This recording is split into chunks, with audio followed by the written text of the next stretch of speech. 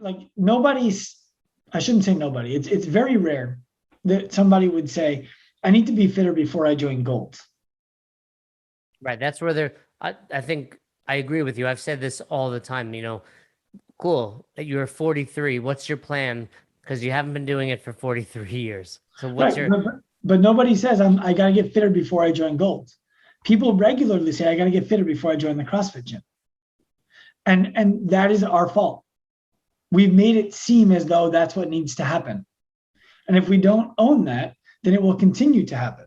So we need to be looking at, why do people believe they need to be fitter before they join our gym? What message are we putting out into the world? How do we change that message, or potentially change our process so that people actually can walk into the gym? well, I think people can. It's a belief that they have, right? It's not that they can't. And I think it's happening every day at every affiliate. There's 60-year-old out of shape men, women, whatever it looks like coming in. So there's clearly people that realize I can do this from day one. But I agree, there are people that, I mean, you've had this conversation, I've had it, where it's like, I'll come back in 3 months when I'm ready. And we both know you're not going to change anything. You're not going to be ready in 3 months. But I think that's a much bigger, broader issue. That's a thing where it's but part of that comes back to the process, Jason. We can't run good marketing through a process that doesn't fit the problem. So the other thing is, like, it's such the reason why this stuff frustrates me so much is because I believe there's so much being left on the table.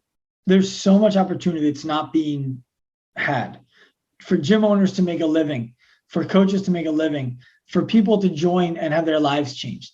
And it's all because we want to pretend that everything is great and everything is perfect. Where if we could just look at it and be like, everything is great, it could be greater. What do we need to do in order to do that? What belief do we have that we need to shed in order to do that? What do we need to be willing to try in order to do that? Then we would have a more valuable asset.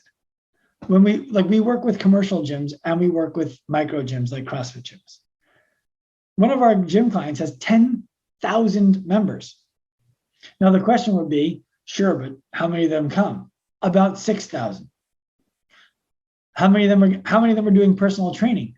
More than the average CrossFit gym has in total. Is this gym in a major city? No. You're referring to a commercial, the gym, though. Yeah. Okay. Yeah. It's in like upstate New York. Oh, is it? Yeah. Enough for my your old stomping grounds. It's not that far. Yeah. But so the point I'm making is, like, we have this siloed view that, like, this is the only place where good stuff is happening, and it's not. It's not.